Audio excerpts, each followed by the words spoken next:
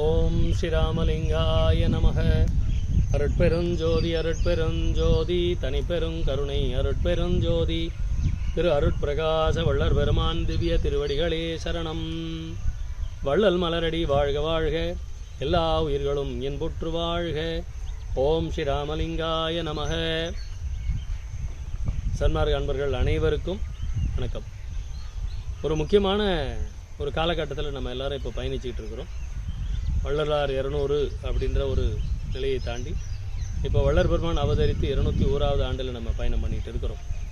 இந்த காலகட்டத்தில் ரொம்ப முக்கியம், வள்ளல் பெருமான் 2.5 கடிகை கழித்து வெளிப்படுவேன்னு சொல்லியிருக்கிறார். அருட்பெருஞ்சோதி ஆண்டவர் வெளிப்படக்கூடிய ஒரு தருணமும் இந்த வருடம்தான். கூடவே வள்ளல் பெருமானும் இந்த தருணத்திலே இந்த ஆண்டிலே வெளிப்பட இருக்கின்றார். இந்த நேரத்திலே நமது அரசாங்கம் ஒரு அறிவிப்பை வெளியிட்டிருக்கின்றது. அந்த வள்ளலார் ஞான சபையின் சுற்றி இருக்கக்கூடிய அந்த பெருவழியிலே சர்வதேச மையம் என்று ஒன்றை அமைப்பதாக அறிவிப்பு வெளியாகி அதற்குண்டான வேலைகள் அங்கே அரசாங்கத்தின் பக்கத்தில் நடந்துக்கிட்டு இருக்குது. இப்போ நாம் இங்கே சன்மார்க்க அன்பர்கள் நிறைய பேர் இதை எதிர்த்து குரல் கொடுத்துக்கிட்டே தான் இருக்கிறோம். ஆனால் இதுவரை அரசாங்கத்திலிருந்து எந்த ஒரு அறிவிப்பும் வெளியே வரவில்லை. இதுக்கு முக்கியமான காரணம், அரசாங்கம் இந்த அறிவிப்பை வெளியிடுவதற்கு முக்கியமான காரணம் என்ன அப்படின்னா, நம்ம அந்த வேரை போய் பிடுங்கணும் இல்லையா? நம்ம அதை விட்டுட்டு நம்ம வெளியில் மருந்து அடிச்சுட்டு இருந்தால் பிரயோஜனம் கிடையாது. அது என்ன காரணம் அப்படின்னா, வள்ளலார் 200 அப்படின்னு அரசாங்கம் ஒரு அற்புதமான ஒரு நிகழ்ச்சியை நடத்துனுச்சு. அப்போது அந்த வள்ளலார் 200 நிகழ்ச்சி நடத்துறதுக்கு ஒரு சில சன்மார்க்க அன்பர்களை ஆலோசனை கேட்டிருக்கிறாங்க. அந்த அன்பர்களுடைய ஆலோசனைப்படி நிறைய விஷயங்கள் நடந்துகிட்டு இருக்குது. ஸோ அங்கே தான் நம்ம சிக்கல் அங்கே தான் தொடங்கி இருக்குது. அந்த அன்பர்கள் குறிப்பாக அந்த சன்மார்க்கத்தில் ஒரு 4-5 வருடங்களாக சன்மார்க்கத்தில் சேர்ந்தவங்கெல்லாம் யாருன்னு பார்த்தீங்கன்னா, நாத்திகள் தீக்காவில் இருக்கிறவங்க, நாத்திகவாதிகள், அப்புறமா கம்யூனிஸ்ட், அதில் இருந்து அவங்கெல்லாம் சன்மார்க்கத்தில் நிறைய சேர ஆரம்பித்தாங்க. என்ன காரணம் அப்படின்னா, சன்மார்க்கம் அப்படிங்கிறது எல்லாருக்கும் பொதுவானது. அதை அவங்க அட்வான்டேஜாக எடுத்துக்கிட்டாங்க. ஜாதி இல்லை, மதம் இல்லை அப்படின்னு வள்ளலார் சொன்ன அந்த புரட்சி கருத்துக்களெல்லாம் எடுத்துக்கிட்டு அந்த புரட்சி கருத்துக்களை மாத்திரம் வச்சுக்கிட்டு அவங்க சன்மார்க்கத்தில் சேர்ந்துட்டாங்க. ஆனால் சன்மார்க்கத்தினுடைய முக்கியமானது எது அப்படின்னா புலால் மறுத்தல். ஆனால் அந்த நாத்திகத்திலேருந்து இருக்கிறாங்க பாருங்கள், அவங்க யாரும் புலால் மறுத்தவங்க கூட கிடையாது. அந்த மாதிரி ஒரு சூழ்நிலையில் அந்த மாதிரி இருக்கக்கூடியவர்கள் அரசாங்கத்தினுடைய தொடர்பை ஏற்படுத்தி கொண்டு அரசாங்கத்துக்கிட்ட இதுதான் சன்மார்க்கம், இப்படி தான் வள்ளல் பெருமான் சொன்னார் அப்படின்னு சில அவங்களுக்கு தெரிஞ்ச ஒரு 10-15 பாடல்களை வச்சுக்கிட்டு அவங்க சன்மார்க்கத்தை வேறு பக்கமாக திசை திருப்பி விட்டுட்டாங்க. அந்த வள்ளலார் 200 நடந்தது இதுதான். வள்ளல் பெருமானுடைய நெத்தியிலிருந்து விபூதி அழிச்சாங்க.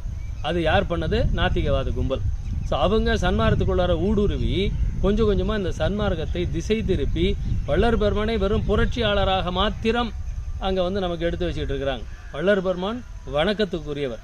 இறைவன் வள்ளல் பெருமானோடு 2.5 கலந்து வள்ளல் பெருமான் தெய்வமாகவே நமக்கு அருள் பாலித்து கொண்டிருக்கின்றார். இவங்க அதையெல்லாம் மறைச்சிட்டு வள்ளலாரை கும்பிடக்கூடாது அப்படின்ற ஒரு கருத்தையும் எடுத்து சொல்லி, 5 திருமுறைகள் யாரும் படிக்கக்கூடாது அப்படிங்கிற கருத்தையும் எடுத்து சொல்லி, இது மாதிரி தவறான பாதையில் அரசாங்கத்தை திசை திருப்பி விட்டுட்டாங்க.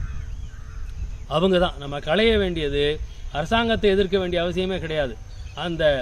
அந்த கருத்துக்களை எல்லாம் அரசாங்கத்துக்கு எடுத்து சொன்ன இந்த புலித்தோல் போர்த்திய பசுத்தோல் போர்த்திய புலின்னு சொல்லுவாங்க, அந்த மாதிரி இவங்கெல்லாம் இந்த சன்மார்க்க தோலை போத்திக்கிட்டு இருக்கக்கூடிய கடவுள் மறுப்பாளர்கள்.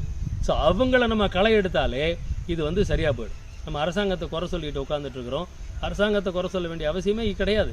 ஏன்னா அவங்களுக்கு இவங்க கொடுக்கக்கூடியதை தான் வச்சுட்டு இருக்காங்க.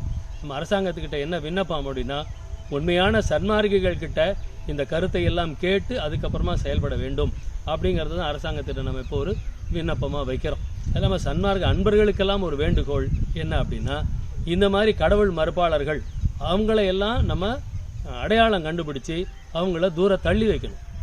ஏன்னா அவங்களாம் வேண்டாம். அதே மாதிரி புலால் சாப்பிடக்கூடிய யாரையுமே சன்மார்க்க மேடையில் ஏற்றவே கூடாது. ஏன்னா வள்ளல் பெருமான் அவங்களெல்லாம் புறவினத்தார் அப்படின்னு ஒதுக்கி வைக்கிறார். பசி தவிர்த்தல் மாத்திரமே புரிக பண்புரையேல் நண்புதவேல் அப்படின்னு வள்ளல் பெருமான் எடுத்து சொல்லிட்டார். அவங்களுக்கு சாப்பாடு போடுங்க, அவங்களுக்கு பண்பெல்லாம் எடுத்து சொல்லாதீங்க, அதனால பயனே இல்லை அப்படின்னு சொல்லியிருக்கிறார். அப்போ அவங்க சன்மார்க்கம் வர வரைக்கும் அவங்களுக்கு சாப்பாடு மட்டும்தான் போடணும்.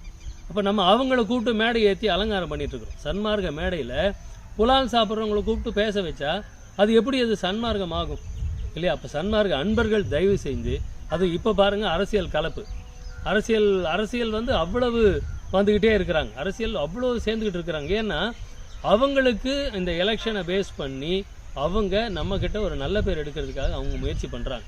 இது தவறான விஷயம் கிடையாது, நல்ல விஷயம்தான். அவங்களும் வந்து சன்மார்க்க கருத்துக்கள் என்ன அப்படின்னு இப்போ கேட்க ஆரம்பிச்சிருக்காங்க, படிக்க ஆரம்பிச்சிருக்கிறாங்க. ரொம்ப சந்தோஷமாக இருக்குது, மகிழ்ச்சியான ஒரு விஷயம். ஆனால் அதே நேரத்தில் அவர்கள் எல்லாம் மதுவையும் மாமிசத்தையும் விலக்குவார்களா? இதை ஒரு சன்மார்க்கியாவது அவங்கள்ட்ட கேட்கணுமில்ல. மதுவையும் மாமிசத்தையும் யார் விலக்குறாங்களோ அவங்க தான் சன்மார்க்கத்தோட சேரக்கூடிய தகுதி உள்ளவர்கள் இல்லையா? இதை சன்மார்க்கிகள் மறக்கக்கூடாது. இந்த இப்போ இருக்கக்கூடிய சன்மார்க்கிகள் அப்படி சன்மார்க்கம்னு சன்மார்க்கின்னு சொல்லிட்டு இருக்கிறவங்க என்ன பண்ணுறாங்க? சுய ஆதாயத்திற்காக அதை பற்றிலாம் அவங்கள்ட்ட கேட்காம அவங்களோட கூட்டு சேர ஆரம்பிச்சிட்டு இருக்கிறாங்க. அவங்க நம்மளோட கூட்டு சேரணும் மொழிய நாம் அவர்களோட கூட்டு சேர வேண்டிய அவசியம் எந்த சன்மார்க்கிக்கும் கிடையாது.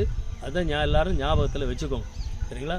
மது மாமிசம் இல்லாது கருணையில்லா ஆட்சி கடிகி ஒழிக அப்படின்னு வள்ளல் பெருமான் எடுத்து சொல்லியிருக்கிறார். அதனால் நம்ம அமைதியாக இருக்க வேண்டியதுதான். எந்த நேரத்தில் எழணுமோ அந்த நேரத்தில் நம்ம எழுச்சி குரல் கொடுக்க வேண்டிய ஒரு கட்டாயத்தில் இருக்கிறோம். அந்த மாதிரி ஒரு காலகட்டத்தில் இருக்கிறோம் அப்படிங்கிறத ஒவ்வொரு சன்மார்க்கியும் தெரிந்து கொள்ள வேண்டும். இதை புரிஞ்சுக்கிட்டு யாரை சேர்க்குறோம், யார் கூட சேர்றோம் அப்படிங்கிறத ஆராய்ச்சி பண்ணி அதுக்கப்புறமா முடிவெடுங்க அப்படிங்கிறத ஒரு விண்ணப்பமாக இந்த நேரத்தில் வச்சுக்கிறேன். சர்வதேச மையம் அமைக்க வேண்டும், அது பெருவழியில் அமைக்கக்கூடாது, வேறு எங்காவது அமைக்க வேண்டும். இதுதான் சன்மார்க்க அன்பர்களின் கருத்து. அரசாங்கத்துக்கு எதிர்க்க நம்ம எதிர்த்து குரல் கொடுக்கல. அரசாங்கம் செய்யக்கூடிய ஒவ்வொரு விஷயமும் சன்மார்க்க அன்பர்களின் கருத்தின் அடிப்படையில் இருந்ததுன்னா ரொம்ப மகிழ்ச்சியாக இருக்கும். இதுதான் இங்கே தெரிவிக்க விரும்புகிறேன். நன்றி, வணக்கம். அருட்பெருஞ்சோதி அருட்பெருஞ்சோதி தனி பெருங்கருணை அருட்பெருஞ்சோதி திரு அருட்பிரகாச வள்ளல் பெருமான் திவ்ய திருவடிகளே சரணம். ஓம் ஸ்ரீராமலிங்காய நமக.